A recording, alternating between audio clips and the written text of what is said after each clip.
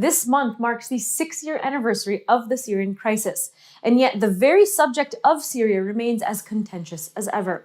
And while those who characterize themselves as pro-regime change have completely monopolized over the wider conversation on Syria, even the most tame opposition against foreign intervention, or even the funding and arming of CIA-backed rebels who now come in varying flavors of extremism, including Al-Nusra Front, an arm of Al-Qaeda, continues to be taboo.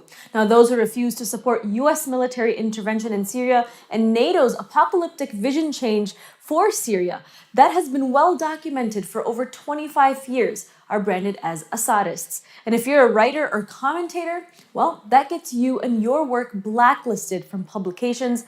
And in the case of journalists like myself and others who make up a very long list of anti-interventionists and watchdog journalists, far too long to mention here, well, that even gets your speaking engagements shut down and kicked off of blogs, regardless of what topic they're on. Now, it seems that opposing what clearly amounts to a NATO-imposed regime change operation inside Syria in order to create the next Afghanistan in the Middle East with the goal, of course, of weakening Russia and Iran, gets you characterized as a supporter of genocide. But this is not a new phenomenon. We've been here before, as recently as Libya and Iraq. During the pro-war campaign against Libya, we were told, just as we were during previous conflicts, that military intervention was necessary in order to protect civilians from a crazy madman. The same loudmouth pundits who led us down the bloody path of war have since been eerily silent in the aftermath, where Libya is now being overrun by groups like ISIS and the country has been described as a failed state. In Iraq, we saw an energized anti-war movement smeared as being pro-Saddam. And now, despite what we've learned from both conflicts, history seems to be repeating itself once again. Many are now suffering a kind of collective amnesia over how war is peddled to the public. Now, today we're joined by Rania Khalek, an independent journalist who has become the latest victim of an organized smearing and blacklisting campaign for her recent reporting on Syria that challenges the mainstream. The organized campaign against her became so aggressive that several of her talks on apartheid in Israel were canceled after student groups were pressured to blacklist her events by pro-Syrian rebel activists who do support U.S. intervention and regime change. Now, the blacklisting of Rania Khalek garnered the attention of many notable scholars, activists, and journalists, including Noam Chomsky, John Pilger, and Glenn Greenwald, among others, who signed a petition calling for an end to censorship and argued that there needs to be more open dialogue on Syria rather than just silencing journalists. Now, thank you, Rania, for joining me today. I want to take a step back here because your reporting on Syria hasn't actually always been the same. In fact, for a while, you were arguably more sympathetic to the rebels and their calls for regime change, which could possibly explain why you're getting so much backlash now. How have your politics changed? So let me first clarify that I was never pro-U.S. intervention in Syria. I was never actually pro-arming the rebels. I was always, from the beginning, very much against that.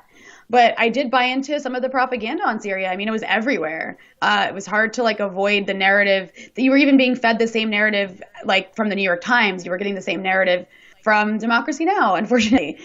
And so, I was a lot more, I guess you could say I was, I think it's healthy to be critical of the Syrian government, but I was a little bit overzealous, I think, and just blaming them for everything.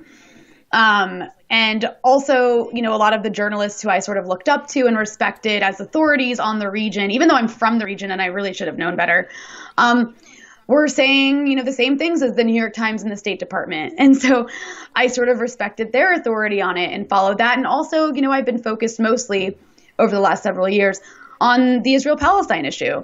And that's where my journalism has been. And so I honestly, I think like a lot of people, I was confused by what was happening in Syria.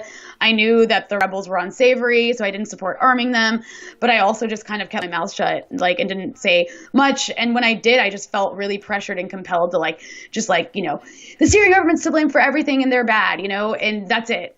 What really changed my opinion was, well, first of all, my parents, I used to get into these screaming matches with my mom, just being like, you sound like the Israeli government, and she'd be like, but these rebels are extremists. And so we get into these screaming matches, but over time, I started to see that what she was saying and what my other family members who live in both Syria and Lebanon were saying, about the rebels was seeming to be true, right? Like they repeatedly like were working with Al-Qaeda and fighting with Al-Qaeda. You had the Saudis funding them, and Qatar funding them, and all these like states that are really extremist, sending them arms, and the U.S. sending them arms, and so it just that sort of started to come together. But then also, Nusra, the Syrian affiliate in Syria, they like massacred a bunch of Druze villagers in Idlib, and that like I have family in Syria. They're Druze. Like I come from a minority sect, and they were surrounded by Al Qaeda,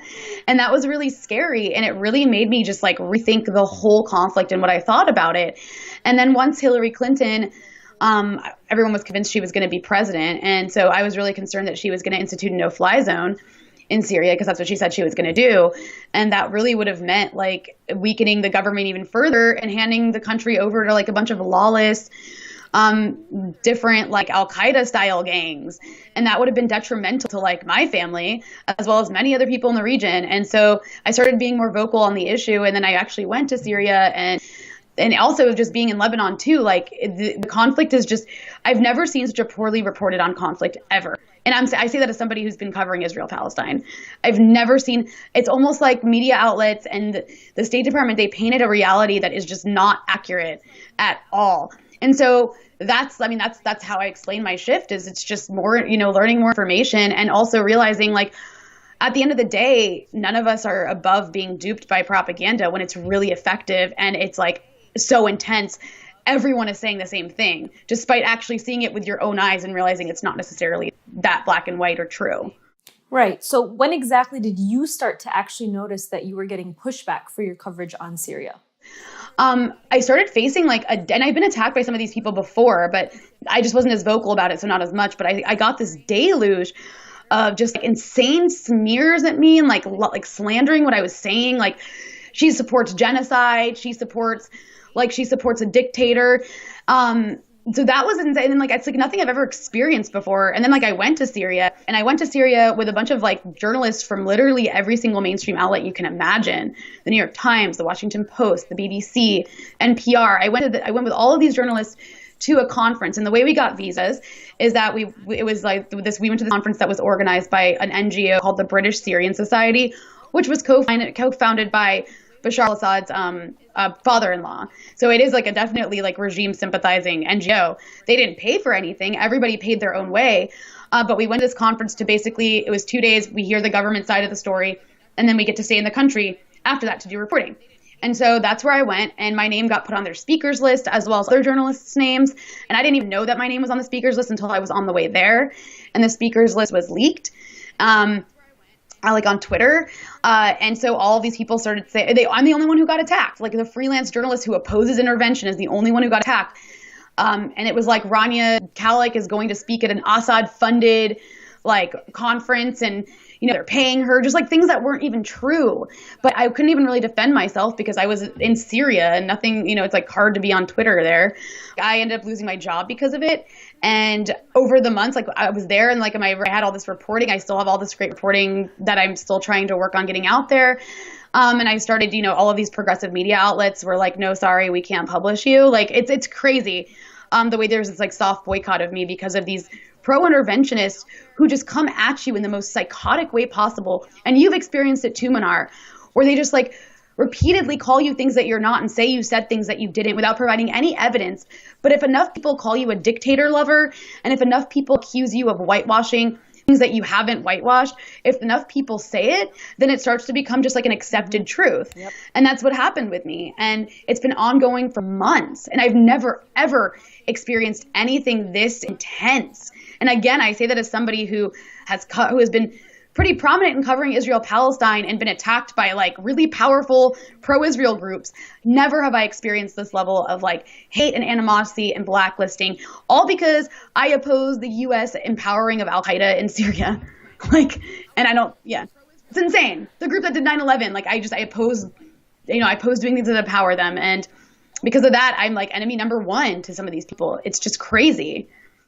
Now, this is really interesting because it looks like the SJP group that was pressured to cancel your talk were being pressured by people who were smearing you basically as pro-Assad or pro-Russia, and even Islamophobic, which is just so funny to me, for recent comments that you made criticizing the Wahhabist ideology and the Salafist ideology, which are obviously both rooted in U.S. and British Empire and colonialism. What can you tell us about this?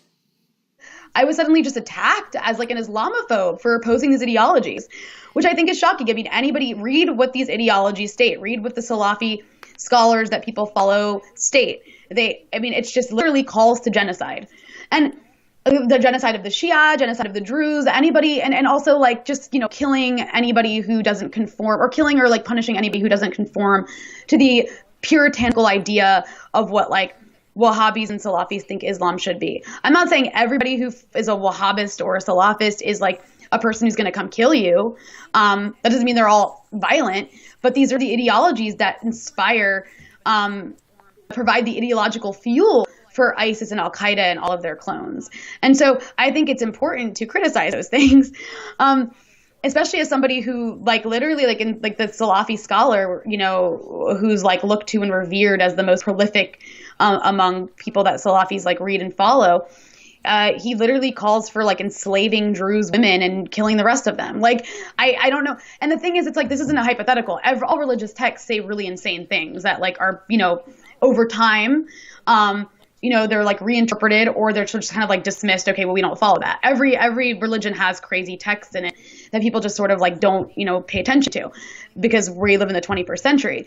But this is happening today. Like these ideologies are being followed. These scholars are being followed today in real time in the Middle East to enslave people like me and kill people like me and, kill people who just don't conform.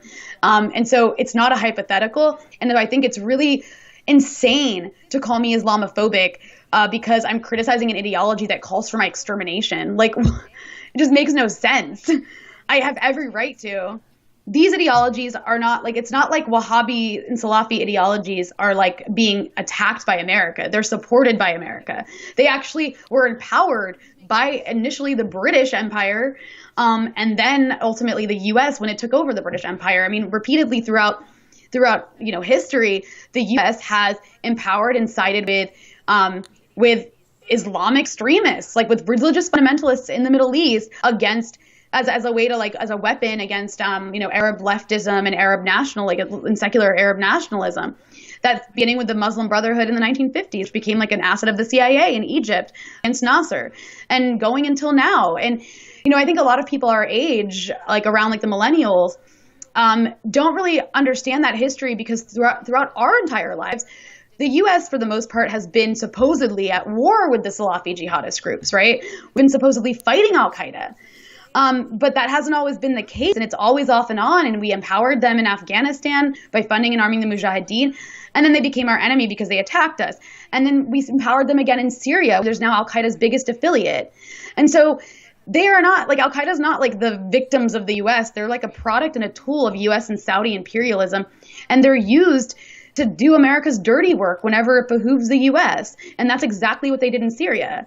And so I think that understanding in that historical context is really important because, like people like us who are Arab, like we're hurt by these people, like we're hurt by these ideologies. Our communities are hurt by these ideologies.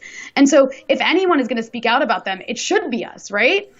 And so to have people tell me that I'm being Islamophobic because I oppose ideologies that are inspiring hate and bigotry and violence. They are inspiring violence. They call and incite to violence. We have to speak out against that, especially in the age of Trump, because, whatever attack, because, Al-Qaeda is going to continue doing its attacks. ISIS is going to continue doing its attacks. And once it hits a Western capital again, Trump is going to be able to use that as fodder to advance a far right agenda. And so we have to speak out against these things, even if we're not from the region, because they directly impact what happens in our own countries, because the existence of these groups is actually making our countries more right-wing. Now, obviously, you being blacklisted and silenced has garnered a lot of attention. How was your talk being canceled a breaking point for other journalists? Do you think that they're more aware now of blacklisting of those with a supposedly wrong opinion on Syria? it was just such a clear, like, slanderous, libelous campaign that was so public that people had people saw it and were disgusted. And even if they don't agree with me on Syria, they opposed it. I do think also, I think this is an important moment because I think that people are also realizing that we can't just, there's no consensus around Syria. We can't just shut people down and purge them for thought crimes on Syria. We should be openly debating this stuff, especially on the left.